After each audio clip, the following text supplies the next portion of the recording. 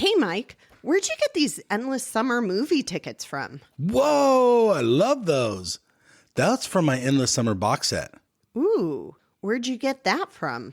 The link is in the show notes, baby.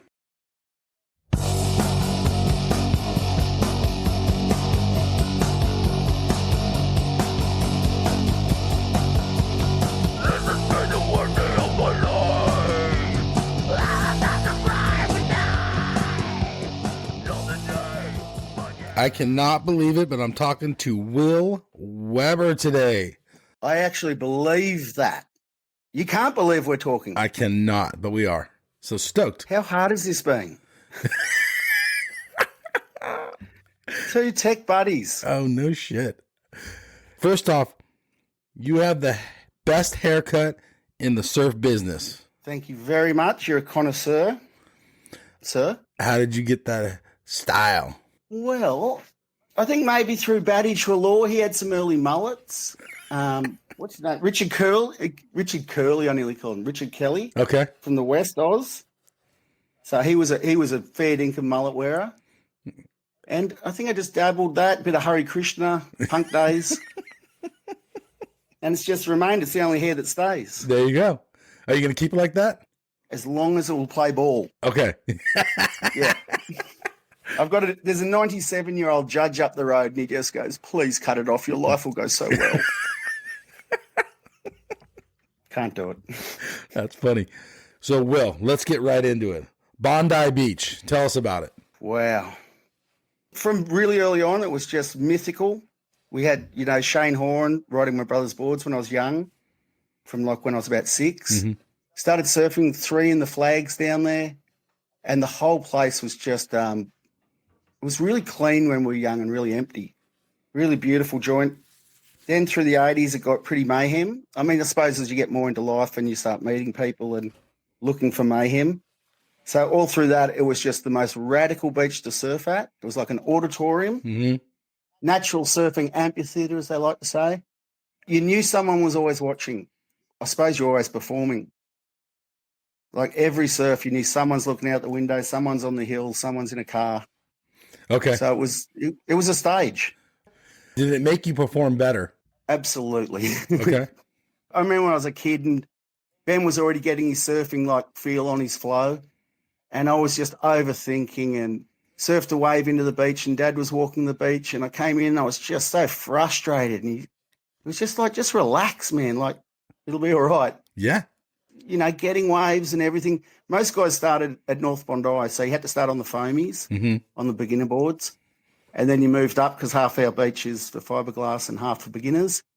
Yeah, it was a full hierarchy of fighting to there. We were a bit luckier because we had the 4 older brothers that had already, graduated, so to speak.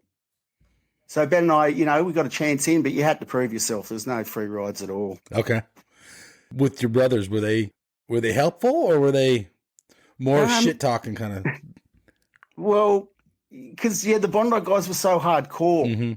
So even though my brothers had made it to their levels, to their position, they had their crew on the hill and stuff, there was still way heavier guys, way older, strange guys we never knew. Okay. Like the rock crew. And so, it was a mix of people. Whereas it gave us an in, we were definitely separate as well. Ben and I had just been younger. Okay. What divided the crews? Was it the age brackets? Was it their music? Was it? I think drugs. Drugs made it different. Okay. So you had potheads. Yes. And then piss heads. Yep. And then I suppose as it went into different drugs, you'd have the Coke people, different Coke and the drinkers would be on one side. Okay. Yeah, so I think just drugs and drink were the difference. Okay. And the odd Christian, like the Ford brothers, they were Christians and they would have taken the beach a much better way. Not many wanted to follow that, though. Okay. What group did you belong in? When we were young, we mucked around with pot. It seemed like we'd do 6 months smoking pot in the treehouse and then 6 months on the piss until we found out what was our poison. Mm-hmm. And I think just being keen surfers that wanted to compete, the pot was going to make us too relaxed. Mm-hmm. So, we're pretty young kids, but, you might be having a couple of twist tops or a long neck on the weekend. Of course. Yeah, little skate clubs and stuff. Yeah. And then I suppose it was pretty late on the acid. Acid was around 20s, but I liked that. Did that for a couple of years, just having quarters and stuff. Okay. Never went for the heavy stuff. Good. Yeah, are you glad you didn't? Oh, fucking oath. I've always said that I only seem to earn $500 a week, and I say to people, it's not from my accountant, it's from my doctor. He goes, you're not allowed expensive stuff. Yeah, no You shit. just survive on the budget you're on. That's right. That is correct. You start progressing, and you have your brothers. What is it like? Like, give us a feel of, is there parties on the beach, or is it, like, what's going on? Oh, man, Bondi. Like different eras. Okay. There were big functions that would happen, but it was just, there was a perpetual party if you wanted it. Mm-hmm. Like Tuesday nights, if you're at home and you go, oh, I've got to stay off the drink, and you go, there's someone out there, someone doing it. Tonight's the night, I've got to get out there. Yeah. So a lot of it was just mad parties. I mean, our parties at Rose Bay were epic. Hill parties. Yeah, I suppose going out at night and stuff. Yeah. Yeah. There's a few bands, like we had our bands, but just getting on it, I suppose. Okay. What were the boards like at this era? And whose boards were you riding? I can guess. Oh, definitely Greg's. Like, yes. From day dot. First one I got was a Horn and Weber, which was shaped by my eldest brother, John. Oh, okay. Still got that a single fin. So that was in 77. Ben and I got boards probably every year or two. We had single fins, then I think we might have had 4 fins before thrusters, which is odd. Oh, yeah. And then thrusters, so yeah, just Greg's up until I was about early 20s. Let me ask you, was Greg into shaping quads? Is that how you got the 4-fin? Oh, yeah, for sure. Yeah, they were stuck on quads. I think that was about 83. Okay.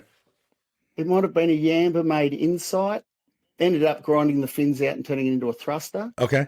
But yeah, Greg went for them. His were bigger front fins than the smaller on the back trailing ones. Okay. Yeah. You wanted to try the thruster, huh? Yeah, but I think I would have gone for the 4-fin. I probably pushed for that, and I don't know where from, whether it would have been Glenn Winton or just design. It was just interesting because Greg's and my minds, they clicked very well. Yeah. So we just would have worked on stuff. I mean, years later, I think in the early 90s, I did one of the first 4-fins that came back. I just had a wide tail blank and said to a mate, I'll do your board. And I was looking at it and going, it's not a thruster, it's not a 20. Mm-hmm. And I just went, oh my God, 4-fins. Haven't done that. Okay. Not for a long time. I put the lines on, I surfed it, and it felt like just a stable 20. Yeah. But the interesting thing was, I know this isn't what you asked, but I ended up putting the big fins at the back and the trailing ones at the front. Okay. And the thing was just insane. The Googie Egg, I think it was called. The Googie Egg. Okay. About 4 people owned this board. It was legendary. It just had so much flow and stuff. One day I saw McTavish and he had his spins the same setup. Oh, wow.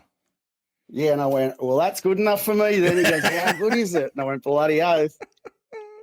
Typed to Kai Lenny this year, I think it was, or Billy Kemper. One of them's said they've had a big breakthrough with turning the fins around. And I went, hate to rain on your parade, but it's not me. Bob was doing it before. Yeah. Wow. Did those boards turn good, or was a thruster turn better? Backhand, I think thrusters, you just can't fold them. Okay. I've been on quads now for probably a good 20 years. Mm-hmm. And then I went on some lefts at Spooks Beach on a thruster, and halfway through the wave, I just went, oh, Simon, you legend. Yeah. Just, I forgot how much I love doing backhand verts. Yeah. It's just such a tighter pivot. Okay. Your family tree, you have these group of brothers. How many are you? The Webbers? 6 boys. 6 boys. Yeah.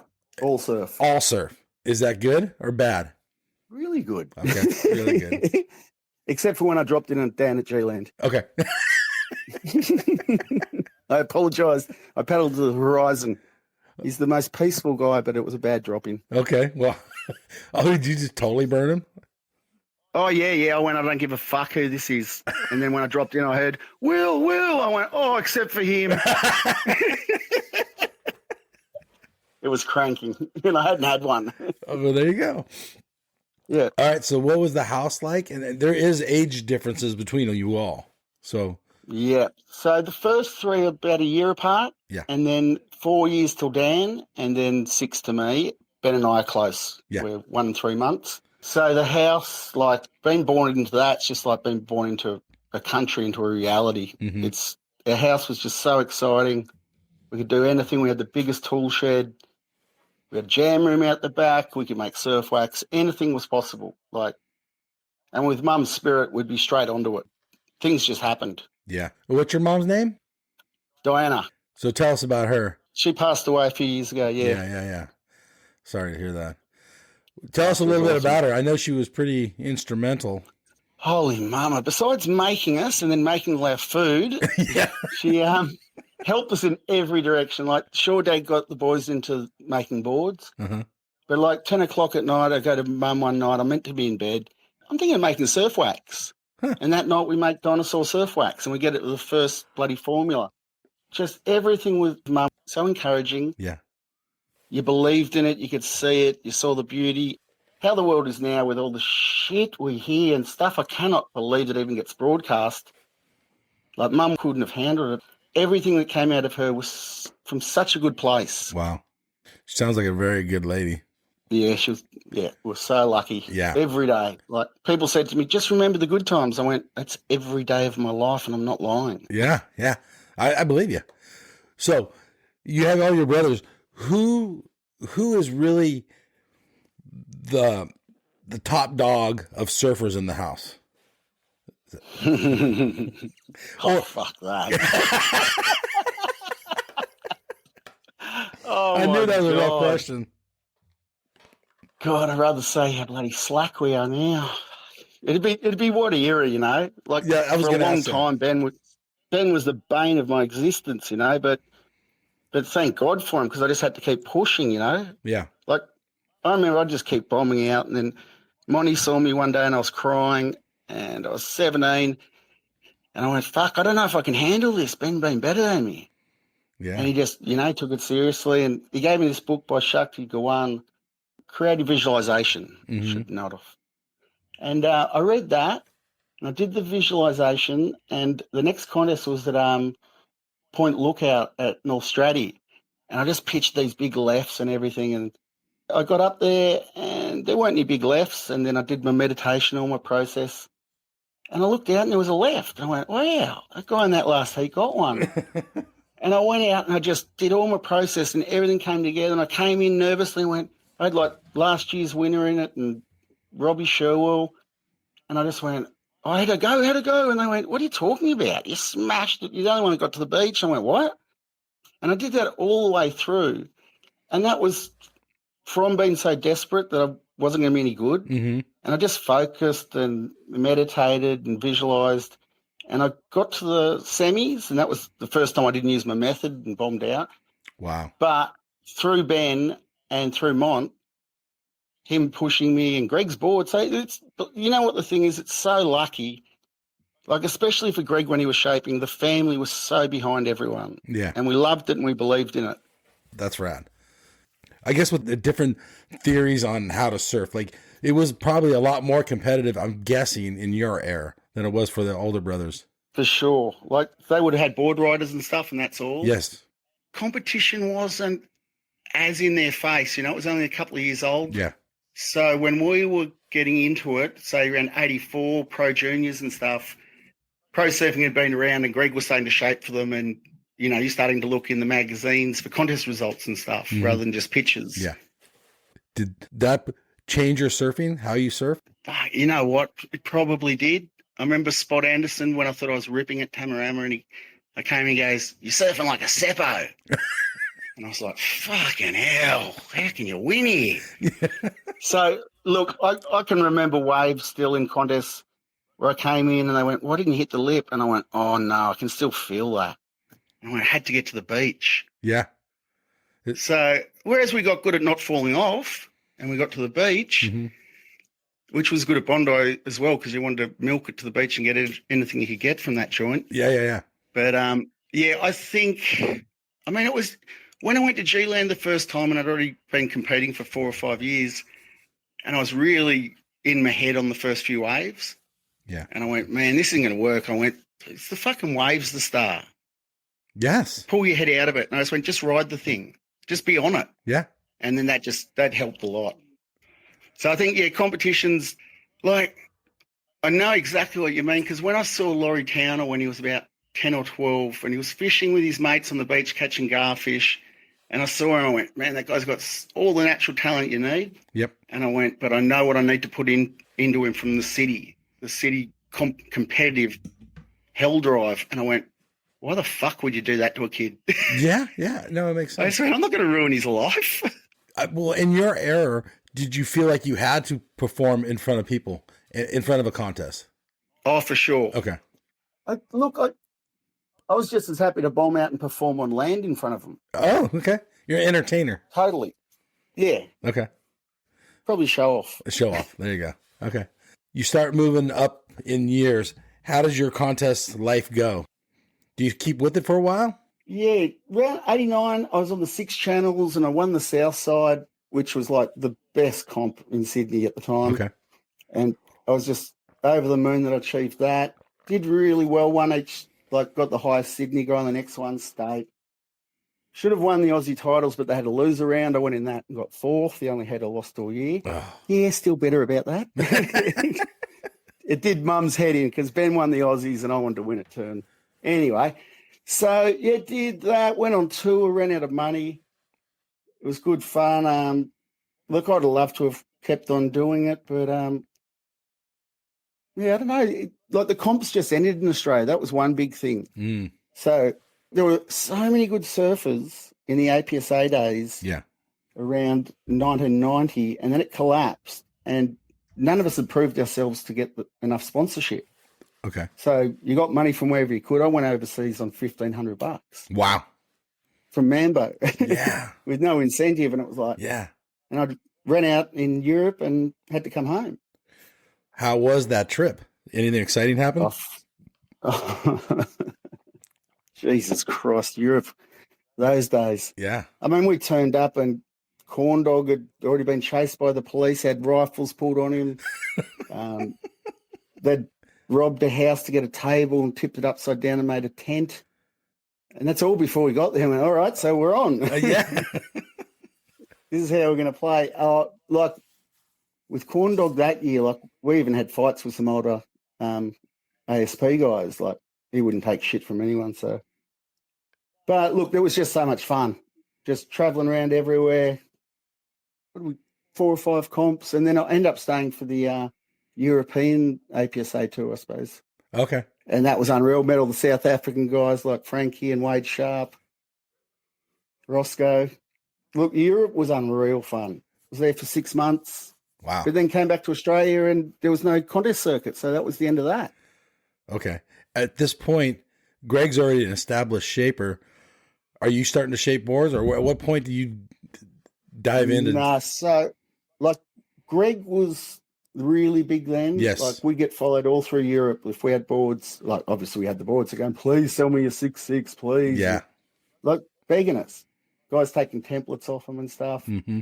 So then, yeah, got home, went into kitchen work, kitchen hand, and just about got a chef apprenticeship. And then I just started missing, I suppose just ego, just wanted to be back in what I knew. Yeah. And thought I'd do more surfing, going back into surfing industry. Had I stayed as a chef, I could have gone up the Mentowis. Oh, there you go. Didn't even think of that. A lot of my mates ended up doing that. So, yeah, went into Insight, went to a boat building first. There was no job at Insight. And then got some finish shaping work. Mm-hmm. And the rest is history, I suppose. Okay. What age are you during this period? Well, to Early start doing 20s? it professionally, 23, yeah. Okay. So you tried your hand at a few other jobs and you had a calling.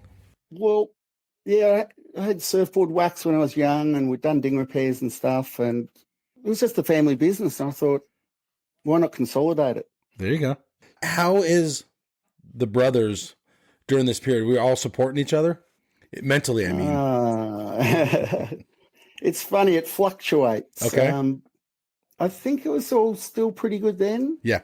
Except the only thing that had happened was that Inside had been taken over by a Northside faction and pushed the family out of it. Mm. So we were still used as surfers, but we weren't even their preferred surfers. Okay. Because we were pretty rough. Yeah. We weren't nice little polite Northsiders. Okay. And, yeah, so Ben and I, we definitely got ostracised from the whole north side scene, and there's probably good reason sometimes. Yeah, I mean, you guys were having fun, right? Yeah, and it was fun in our own sandpit. Well, there you go. Yes.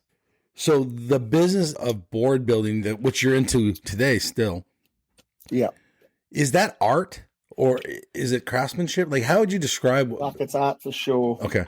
It's like, it's hard to explain. In the same way that I have trouble going surfing, I've got to be in the mood.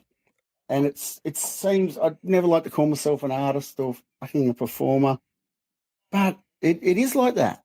If I was a dancer, I could say, I'm not dancing today because I'm not feeling it. Mm. And if you're going in shape and it's just not there, God, I'll just go home. That's too easy. Yeah. And do you have those days? 100%. Okay. And I used to push through them. If I get to the bridge and I get a bad feeling, U-turn, go home. Yes. And when I used to use a planer, but this was for a different reason. Okay. If I had one bad thought, planers off and go home. Okay. Was that an excuse to do something else, or was it? Probably. I was watching a lot of Bold and the Beautiful at the time. Oh, there you go. I was leaving work very early. Or surfing, was that taking a back seat to shaping when you started, like, really get into shaping, or they work hand in hand?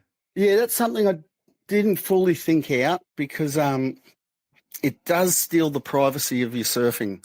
Mm-hmm. I didn't think about that. I didn't consider that one bit. Mm-hmm. It's unreal feedback surfing your own boards. Mm-hmm. It definitely took a few years because, like, I was at the top of my game on the best boards in the world. Yeah. On Greg's. Yeah. And then, I've got to prove my own stuff. And, that time of life, it all toned back a bit. And then boards started getting really good and things just got back to normal. Okay. Riding Greg's boards, like, he wasn't doing what everyone else was doing, right? Oh, not at all. Yeah. No. How does that affect your surfing? Well, thankfully, they were incredible. Okay, perfect. Yeah, no. Whereas the other shaper, it's funny, the two best shapers in my mind, Jeff McCoy, rest his soul, Yeah. and Greg, they're the only two that have copped shit. But if I said I was on different stuff from Greg's, it definitely wasn't a bloody a lasers app. Yes. And like Greg did me a wing keel lasers app, but that was just for my surfing pleasure. And, I could have used it in a comp, but I didn't. Mm-hmm. So the stuff that Greg would have been doing differently then were jumps, huge jumps forward. They weren't deviations. Okay, I see what you're saying. Everyone else is kind of staying in a box, and he was kind of going outside of the box. Is that correct? Yeah. He was really thinking about design. I can't talk for them, but maybe other people were just happy making a surfboard. Yes. How does your mind work when you're shaping or coming up with a new design? Something a little creative. Yeah, some things will just pop into my head from seeing a lot of things, like the double rolled bottom. That's a lot of development. Other things like the Wonder Bat, when I had Morgan on my boards, Morgan Sibilic, he was going to be surfing up at the Superbank. Yeah. So I just really, one morning I woke up and just had a really clear head and it just started coming in a new design. I really nutted it out over hours and kept thinking and using the shaping bay to actually look at the board. So it's kind of the most computer design board I have done. Now, when Morgan takes that board and rides it for the first time, are you going to the beach with him to see it, or are you just waiting for his feedback? A lot of the time he was down in Newcastle. Yeah. Okay. So not near. And when he was home, then I could go and check it out straight away. Okay. What was the feedback he was giving you on your boards? He was stoked all the time. Oh, that's cool. Which was pretty bloody good. Yeah. It was a bit of a knockout because I never really wanted to shape for anyone, for any competitive guy. I didn't want the pressure of it. Yeah. Also didn't know if I was at that level. Yeah. And then when I first shaped for Morgan, he got sponsored by a surf shop and they got him onto some JSs. And I wasn't making enough money to sponsor him and he was too young. So he rode them and I went, oh well, that's a bummer. Yeah. And then he went after a while, he goes, I want to get back on wheels boards. Wow. And I was like stoked. And I went, man, if he wants to get off these guys who I'm thinking are better than me, then that's a feather in my cap. And it lifted my spirits. And I went, and from then on, it just popped. It's just probably just the confidence I needed. Yes, I would agree. Let me ask you this, and this is kind of probably a hard question to answer. Are different board shapers and different boards meant for different kind of surfers? Does that make sense? Like maybe it's something doesn't work for me. A different for sure. Okay. Yeah, it just seems to be that way. Yeah. Look, Greg will admit it now that he's put on some more weight. Greg was a very sensitive thinking. That's why he's so good. Yeah. He can analyze things so well. Oh, here's a good customer. Here's Peter Crawford's son bringing me a carton of beer. Perfect. I gave him some fins. What a great friend. Nice. Everyone buy your shape of beer. That's right. Should you build a relationship with your shaper? Oh, holy mama, look. It's like to have a butcher like that. I'm a carnivore, so yes. I want a butcher. I want to know my butcher. All right. Wow. It's so many of the guys that love the Will and Morgan story. Yes. You know, a hometown surfer and shaper team. Yes. They were going to him, don't leave Will. He knows you. You guys have got the thing going. You can't buy this. Mm-hmm.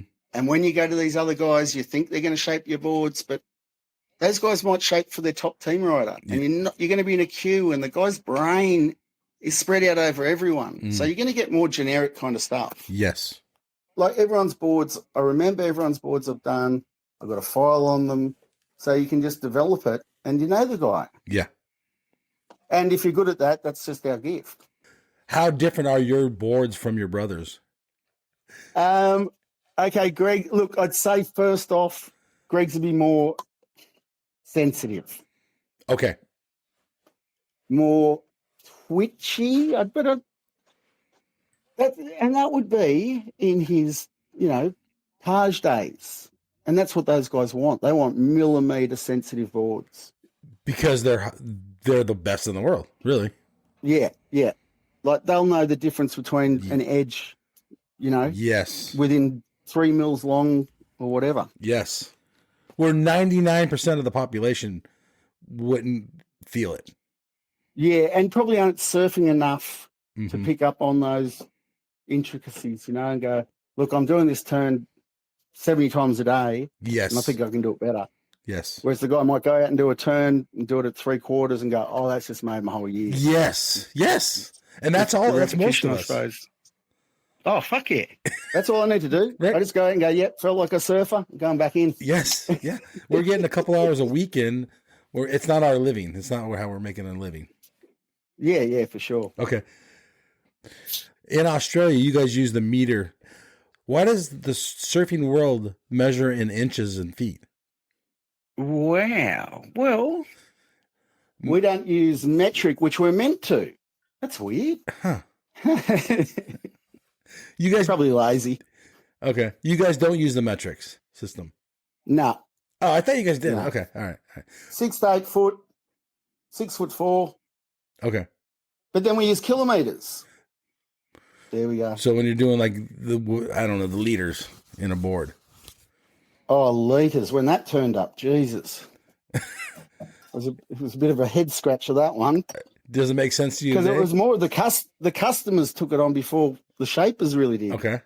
And, I think I said before, a guy would come and go, look, I need 25 litres, mate. That's all I need.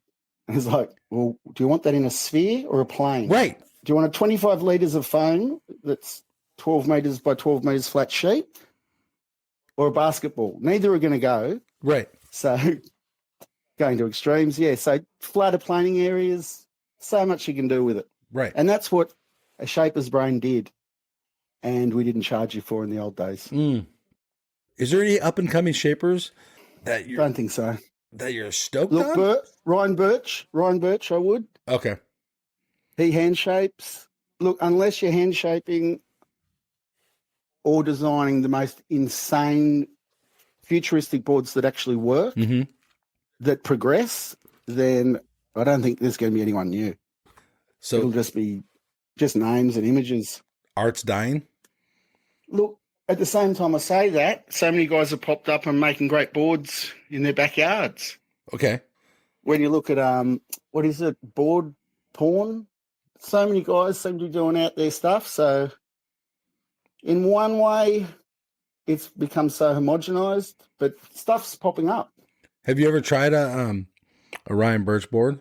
No, but I'll tell you what, Bryce Young has had one up there for me, and I don't think he'll lend it to me now. He thought I'd jump out of my skin and ride it, and I fucking haven't.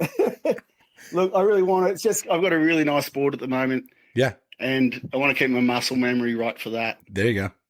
How much are you surfing right now? Oh, bloody hell, he had to do that. We did the interview the other week. I was a full tilt surf star. Okay, there you go. So last week you were ripping. Yeah. First day I had 3 surfs. It was crazy. Just loving it. Wow. But it was just that perfect Angari swell and just long period. So if you couldn't do it that day, you may as well hang it up. Yeah. But I'm not adverse to it. I'm ready to go, and I've got new boards here. So I suppose, and that's the thing too. When you're talking about the surfer shaper thing before, I might go through a month of thinking of a board, then make it. Sometimes I only need to surf it once and go, yes, that's in there. Yeah. Yeah, so I can be going through different stuff to normal surfers. I mean, that'd be obvious for shapers. Mm-hmm. Whereas you're constantly going for surfs, I'll be going, this is the one I'm trying to launch or something. Mm-hmm. There's a couple of designs that I haven't surfed, but might only be one of those, just when I've had to do a model. Yeah. Every board is like, I might be into that for a year or two. Yeah. And then, like, I did the concave deck banana board when Greg was bringing them back, and I had a board that I just surfed fucking the best I've surfed ever in my life, and then I just stopped surfing. And that's in the garage, and no one even really knows about it. Wow. That's kind of trippy. I've got to have another go on that for sure. Yeah. Yeah. How important is it for the shaper to keep surfing? For you? Pretty important. Yeah. It depends. If you're a bullshit artist, it's vitally important.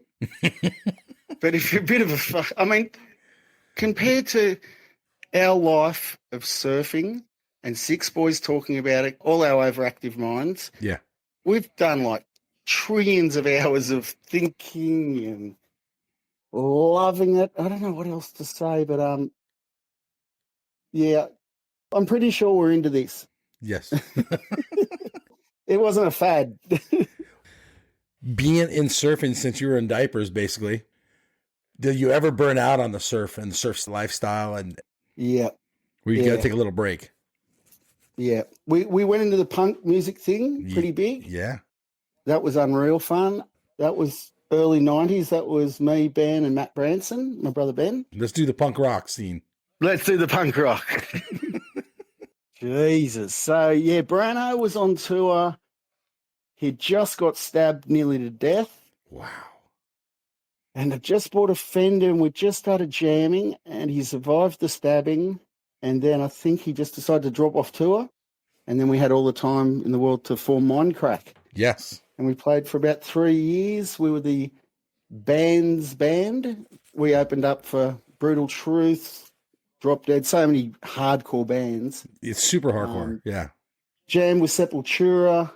The Sydney stuff was just nuts. Like, we opened up for Subversion, Toe to Toe, Blood Duster, all these just fucking mental bands, and they just loved us. And none of us knew the instruments. We didn't know how to play songs, so everything was ours. And I think I said, as long as we start together and finish together, whatever happens in the middle is the song. There you go. And it was a visual thing. So did you guys read off each other as you were playing? How does that work? We stared at each other. 1, 2. Look, when I was 16, I went, I've got no bloody rhythm. I went to sleep with a metronome on. Okay. Tick, tick, tick, tick, tick, tick. And then I got it up to like blast beat speed. I don't think it worked, but yeah, Brano and I obviously looking 1, 2, 3, 4, 1, 2, 3, 4. But then that just got really quick as it turned into grind. Were you a musician before? Not even now. Not even people now. Would still, I held a guitar. When people said, which guitarist are you? I went, the other. I couldn't even say rhythm. I went, I'm the other guitarist. Okay, so I'm not a musician myself, but I'm fascinated with the whole music scene. Did you guys get a big following in your area, in Sydney area? Not so much in Bondi because crew didn't really go into the city to see stuff. They're pretty lazy and uncultural in that way. Okay. But the city scene was pretty nuts, like really funny. Everyone was different. There was crusties, all kinds of just vagrant. I don't know what you call them. Yeah. Just different people. Yeah. Like us. Yes. Except we turned up and we were all tanned. It looks so funny. It's like, what are these tanned surfers doing here? Yeah. Yeah, just wanted to get away from surfing, and Brano did at the time too. So we probably played every week or two for a few years, mucked around with bands like Slayer and Biohazard and Seppels when they came out. Wow. And yeah, I'm spewing that stop because we were a pretty crazy band. Probably a bit of a precursor to System of a Down with the big jumps and changes. Okay. What was your inspiration? Like, what bands were you listening to? I guess you probably mentioned several of them already. Yeah, all those guys. And I think it was that we couldn't see that kind of music every weekend, so we just had to start making it. There you go. Okay. And it was just fun doing it, just getting on the acid and jamming and having fun weekends. Okay. And then we had a whole bunch of noise that we just jam with. Mm-hmm. And Brooke Sylvester called up one day when I was shaping and goes, "Hey, I've got a big gig at Selena's," which was like the number 2 venue in Sydney. Wow. Like where Nirvana opened and everyone. Wow. And he goes, "I got a gig there. You guys got a band?" And I went, "Yeah." And he goes, "Do you want to play?" And I just fucking nearly shat myself. Yeah. And I just went, "There's only one answer." I went, "Yes." Okay. So I went, "How do we do this?" So went in the jam room. We went, that goes with that, goes with that, called that, that goes with that, and started jamming it out. It was so slow at first, Mm-hmm. but it was like the best gig ever. The photo of us after it's so bloody good. And then the songs, we got more and more songs, but the set list never got longer because we got so fast. Oh. So it went from like 8 songs that lasted for half an hour to about 32 for half an hour. Oh, shit. Yeah. Okay. So it was pretty blast at the end. So, how did it get so fast? Why did it get so fast? I think, look, we weren't technically proficient at first, Mm-hmm. the end, but we got towards that. Just keeping in time, and then just music. We just wanted to be more like Extreme Noise Terror and just that intense blast kind of stuff. Okay. Yeah. What was the scene like? Who are the people coming? I guess you kind of already touched on it. It was different people, but Different people, man. was it violent? Was it just fun? Everyone? Nah, none at all. Oh, cool. I remember taking mate Rob Schaefer to Sepultura in 92, and he walked in, he came running up to my brother going, "This guy's trying to headbutt me." I went, "No, they're dancing." Yes. He thought this guy was running at him and shat himself. Yeah. I've never seen a fight in all the years. Wow. People fall down, they lift them up. Yeah. It's just, It's a brotherhood. yeah, mosh and have fun. Yeah. Okay. Cool. Is that how the scene's always been? Around when you were in the... No, I think before me there was like heavy gangs and stuff. Okay, yeah. And then after that it got pretty weird too, you know, with the straight edge crew and everyone.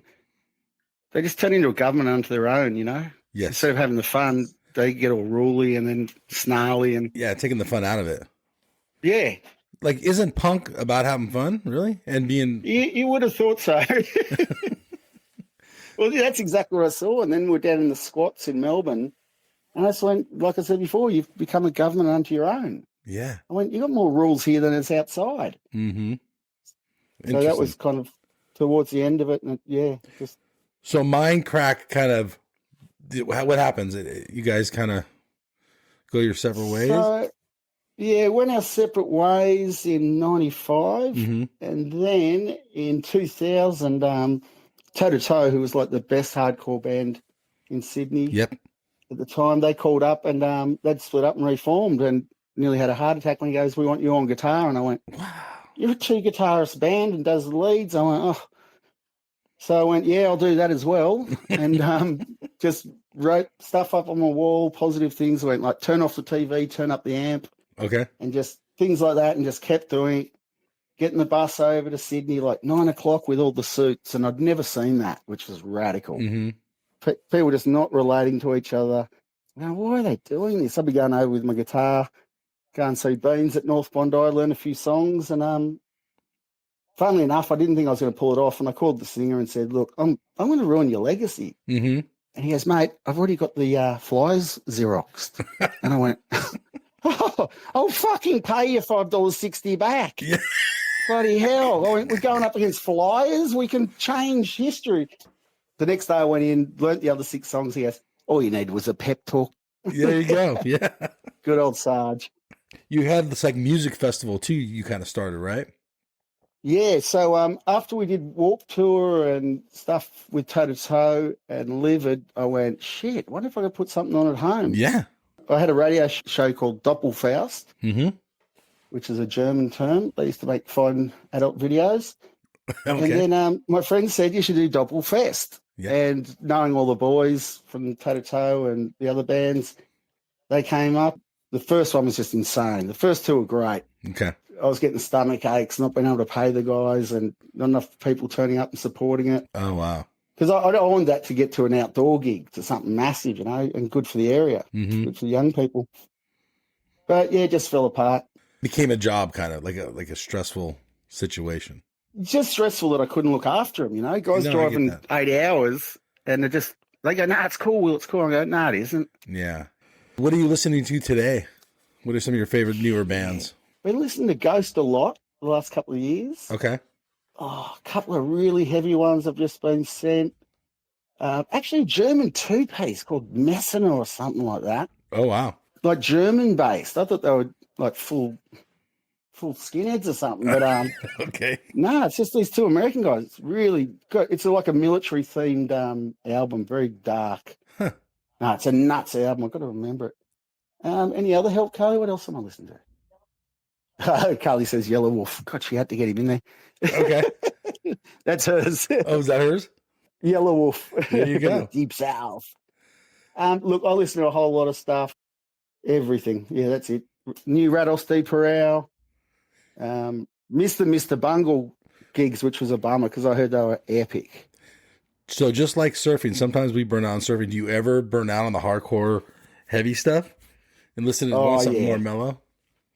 Oh, I think that was more at the beginning when Brano was torturing us with it. Okay. Him and Matt Manners, Ben and I go to Noosa once, and we're in the back of the car, nearly, if we had mobiles, we would have called our mum and started crying. They had conflict on that loud, just smoking ciggies. We go, what is this shit?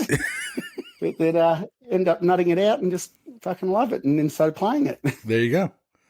You are a carnivore. So yeah. How did this happen? And you always probably ate meat, right? Yeah. Always had a couple of veggie bouts. Oh, did you? And they were fine. Yeah. Interesting. Did like 6 months, and they're really growing all my own stuff too. That was unreal. Wow. Like eating fully out of the garden. Okay. And then I just saw Jordan Peterson and I went, fucking hell, what about that, eh? And I gave it a go and it just changed my life that day. Okay. How so? I said to Carly, my partner, I went, I'm going to bed. And I went, what? I don't say that. I got to stay up until it's over. Yeah. And I went to bed and went to sleep. And then I woke up and I went, what? I went, is this what people do? And I was awake. And I went, shit. And then, getting a bit graphic, I had irritable bowel syndrome. I couldn't leave the house until about midday. Go to the toilet once a day, fixed. I got Barmer Forest from mosquitoes up here, which is like arthritis. Wow. And chronic fatigue, which lasts a decade. That cleared up. I love cooking. Like I told you before, I was going to become a chef. Yeah. But it takes all that cooking planning out of your head, which uses up a lot of energy. You don't realize it. Mm-hmm. So I was just getting 2 weeks worth of meat sent here on a subscription and just barbecue. I have like 1 steak a day, maybe 2, and bone broths. And yeah, lost 35 kilos. Wow. How do you feel now? Way better? Unpregnant. As people say to me, why aren't you surfing? I go, do you see many 9-month pregnant women surfing? Yeah.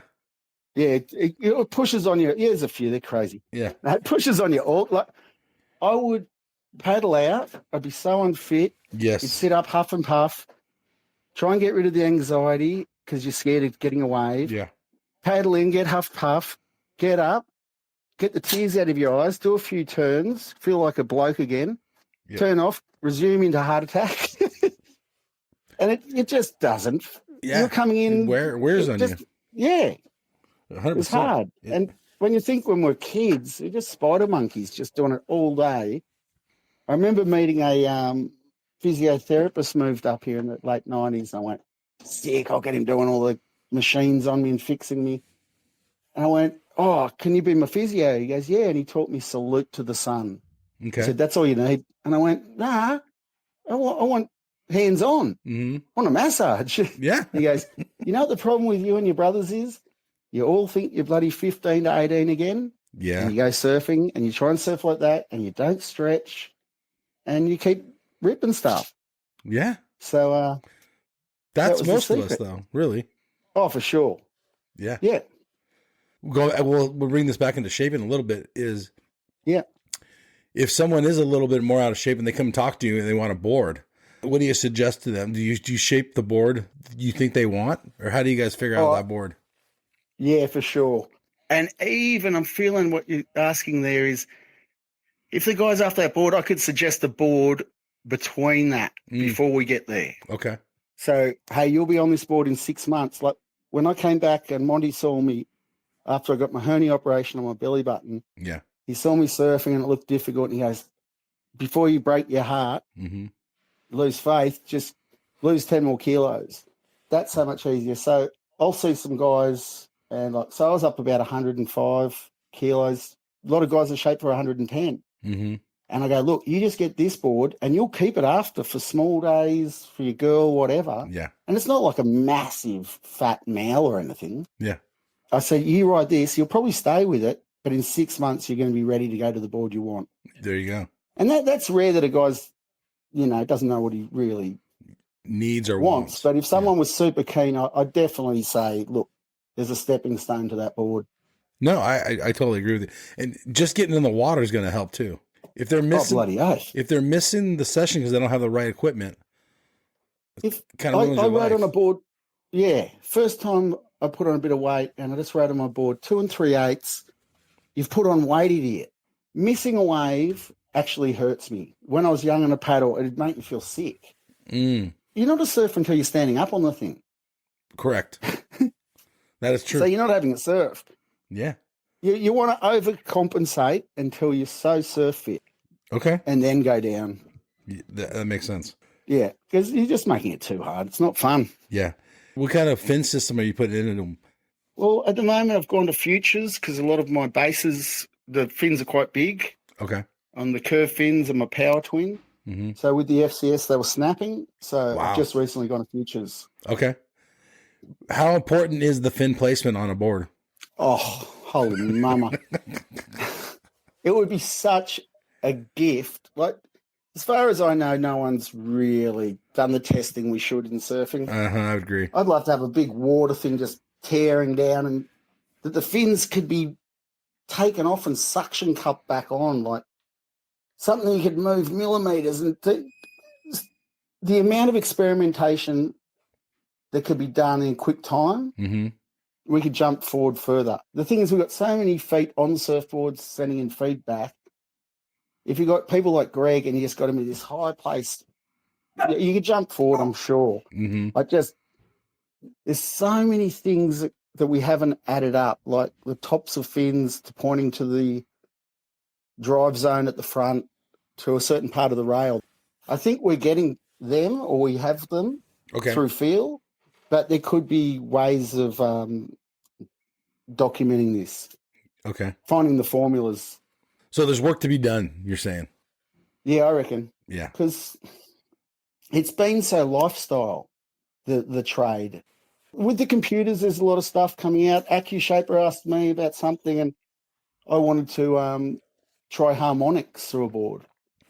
They went very quiet, so maybe they're going to do it. That is interesting. Certain boards you get, I remember feeling one of Andy Irons, and the board felt like it was doing verticals in your hand. It was just... Really? It was so... The torsion, it was just... The thing was alive. You just tap it. So really good boards you can hold in the middle and you just hit them and they just go boom. And it's like, oh, that's it. I think it'd be fun if you could put it in the shaping machine. So it's still virtual and you just press in the resonance, dong, and like a tuning fork, see if it's all good. Wow. Okay. Might mean nothing. It might be the key. Who knows? That's very interesting. I've never heard anything like that remotely. And your logos. How do you come up with the logo for the boards? Well, oh man, doing logos. By the time you get something worked out, you want to change your name. Okay. Fuck, if you see Will Webber written one more time, you just go, oh. I remember Mum, when I went out on my own, it's hard using the name Webber with Greg owning the name. So Mum eventually went, why don't you just, what they are, one of Will's. So I went, yeah. What do you got? One of Will's. Yeah. As opposed to one of Greg's. Yes. So, and then I just love skulls and stuff. And I looked at a skull one day and went, oh, I could write that in the features. Mm-hmm. Yeah, so that's how I came up with the one of Will's skull. And I had a mate develop that. Yeah. Just lots of mucking around, like doing, Mum did a lot of drawings and stuff with me with codes and just interesting things with like two meanings or. Okay. Yeah, just more interesting than just writing. What is surfing to you today? Like, what does it mean to you? Look, it's so stubborn of me because you know it's going to fix you. Because you know it's going to fix you, you don't do it. Mm-hmm.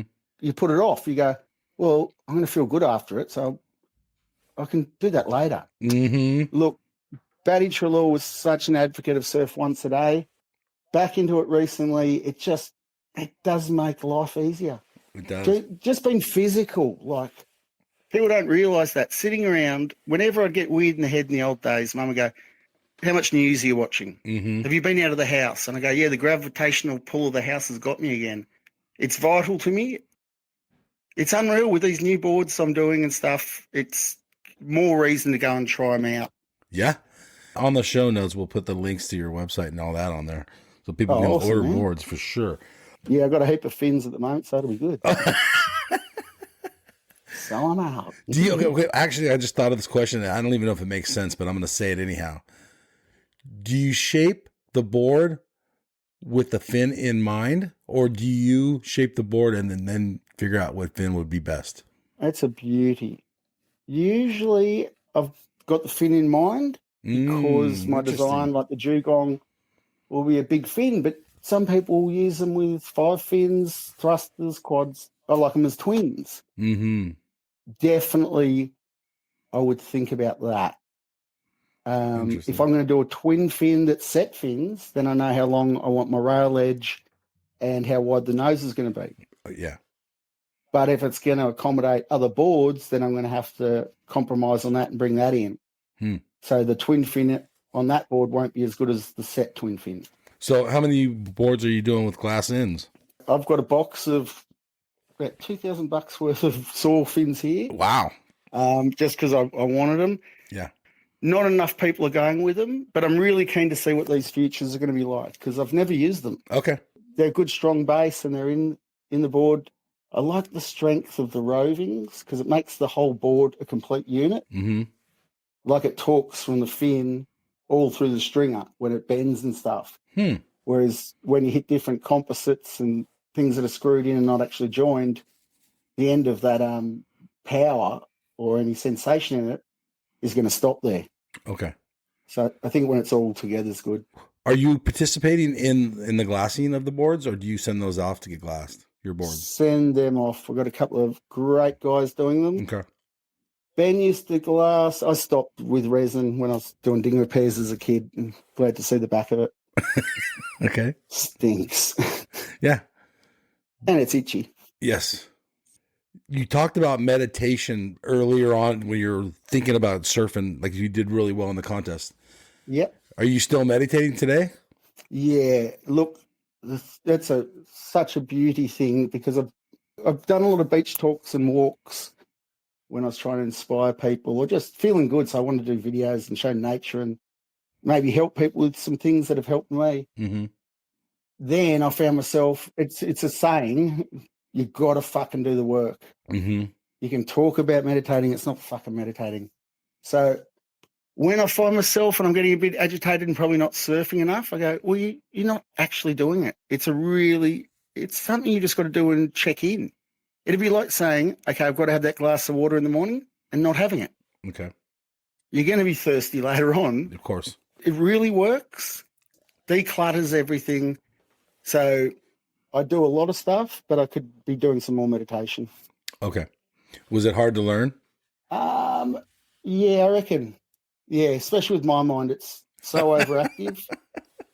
And like, yeah, I can hardly read books, you know. My mind just takes over. So, yeah, I went and did something with Gary Goro up at Byron. He's a Vedic meditation master, and a lot of guys. I use a whole lot of different stuff. At the end of the day, it's good for, let's say someone for like me, if I wanted to learn, is it going to change my perspective on life, or is it going to change me? Like what happens with it? I think it just helps with your decision-making process. So it's not too much of a want or an agitated decision. All right. You might not even need to make a decision because you're calm. There you go. I like that. Yes. So you relax rather than going, yeah. You'll have a clearer mind to make a decision you could live with. Yeah. I like that. Okay. How important is the bottom contours of the board? Vital. Okay. I mean, you could glue a brick in the middle. That'd do something, wouldn't it? It would do. That it would drag. That would stop things. Yeah, it would drag for sure. So let's get rid of that brick. Okay. And then let's get rid of anything else that's in the way. And then what I'm loving about these double rolled concaves in a V is that you're feeling surfing differently. And it's kind of like the olden days with V bottoms, but you're actually feeling more water. And that's what the curved fins do too. It's not just the flat panel. It's just squirting water away. It's playing with it. And they've shown in pipes that water wants to move. I forgot what it is, but they put actual spirals in tubes, in piping, so that the water has fun. If the water's just going on that's what it is, laminar flow, trying to make the water more happy and excited instead of just going flat across the plane and coming off an edge. It's over my double roll concave. It's like going whoosh, and then up the fin. And when you look at it, not shaping from any competitive guys, but 3 guys that surf and shape is me, Greg, and Jim Banks. Okay. And we all use this bottom. Like Greg and I have been doing it for well over a decade, 20 years, I think. Wow. Can't remember when it first was. But it just made sense to me, the bottom. You know, it's like a transmission in the middle. It floats. It's like the loaded dome, like Jeff McCoy's. So it raises and it wants to split the water. And then the water flows through the concaves, hits the big fins. You've got a parallel plan shape. All that makes sense. And with this design, when you say that, it actually does it. So much when other guys go, oh, yeah, and I put my concave there and that does that. It's like, okay. Did it? Where's the proof? What happened? Okay. I mean, when you think about it, that's Jim over in Surfing Ulu and stuff, Greg in Sydney and me up here on the point breaks, and we're all riding the same bottom. Okay. Which is a rolled concave in a V. And it works at all spots.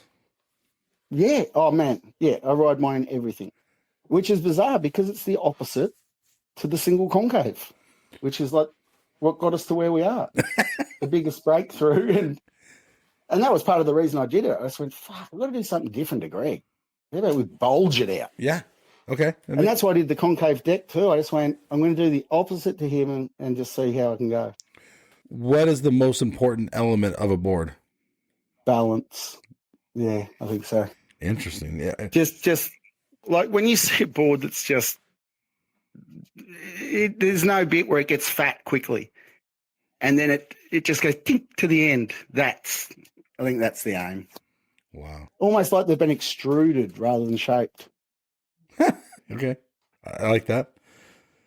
Who do you have riding for you now? And how's the feedback? And I've also heard, by the way, I think 2 people that I don't know said you're shaping the best Grom boards out there. No one shapes better Grom boards than you.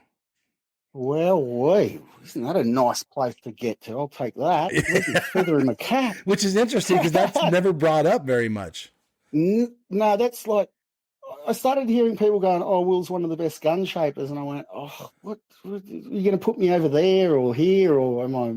Okay. But that I'll take because that's the hardest spot, those kids. Mm-hmm. They're so like, That's what I said before with Morgan. I was stoked when he rode the current Good Guys boards and then came back to mine. Yes. Gave me the confidence with my best mate, Dave Davidson, his son, Brandon. He's been riding them for the last few years, and we've got him on these Wonder Bats. And you look him up, I say he's twice as good as Slater at the same age. Wow. And you look at his style and you can't fault it. And each video I get, he's getting better like Morgan was. Like every time, and I'm not being biased. It's, first off I said to Dave, I went, oh no. And he goes, why? It's good. And I went, oh, he goes another decade. Yeah. Because he's got it, but him and his little brother, Charlie, who's coming through like a bat out of hell. Nice. They're over in Indo now. So wow. Like he surfed G-Land last year up to 6 foot. Wow. He's 12? It's just amazing. No, he's 11, just 11. Oh, shit. Yeah. I ain't so going keep out. your eye out for Brandon Davidson. Yeah. Is he able to relay feedback to you? Or Interesting. Look, the thing is that his dad, me and Ben, were like Kong, Rabbit, and Chappie. We were so tight and fought, competed, and Davo's a great coach, obviously. You see it in his son. Yeah. Davo's like, he said, how spoiled this little kid? 2 new boards in Indo, and be thankful to Uncle Will. Thanks, Uncle Will. Yes. We haven't really sat down. We've had a couple of talks over the phone. Okay. He said thickness distribution's probably been the only thing at the moment. Mm-hmm. But like it's a beauty thing to think about, a kid's mind going, I want to do this. And it's like, do you know what you want to do? Yeah. I remember Tom Curran, never known for airs. When he did them, they were futuristic because they were more or less by accident. Yeah. Just the progress of a mad floater or something. But then kids see it, the next generation are doing it. Like Yep. little girls in the wave pools doing flips. And that's what I was thinking. I'm not even set with an 11-year-old because there's 7-year-olds behind him. Of course. A question I have about Grom boards. You have kids and they're growing up. They're getting bigger. Yeah. How hard is that? I mean, it seems that the hardest person to shape for is an up-and-coming kid that surfs. Yeah. It's funny with Morgan. I remembered when I went, oh, finally it's to a length that isn't like a key ring, like a little novelty right surfboard. Yeah. Because when they're so small, you're trying to put so much into such a small area. Yes. And that's hard to blend, and usually better off just trying to give them something stable to ride on with flair, to an extent. Mm-hmm. And then it gets to a stage. I remember when Morgan got to like 510s, I went, okay, now we're getting more comfortable. There's room to put stuff in here. Okay. Understood. Yeah. That makes a lot of sense. Man, thank you so much for coming on the QuiverCast, man. I really Can't appreciate believe we it. finally got it done. We got it done. Thank you, Will Weber, for coming on the show, man. I'm so stoked. Thank you. My pleasure, Mike. All right, everyone. We're out of here.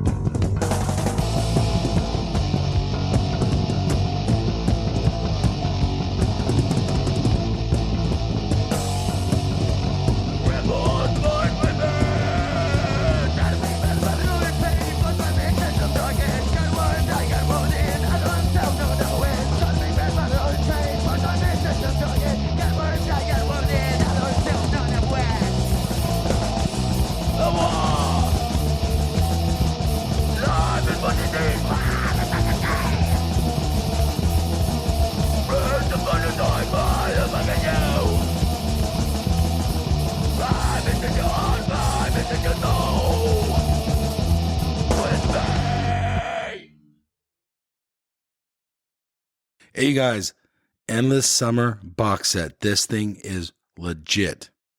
It's authentic, numbered certificate in it. It has a 5-frame film strip from the original print. You will literally own a piece of history. It has a specially minted bronze medallion. Dude, that thing's sick. Okay, there's so much more here. Go to the show notes. There's a link on there. Go check this piece of history out. This thing's rad. Seriously. Smithsonian American History Museum has it. It took 4 years of research with 3.5 in production, all hand assembled. This thing's rad.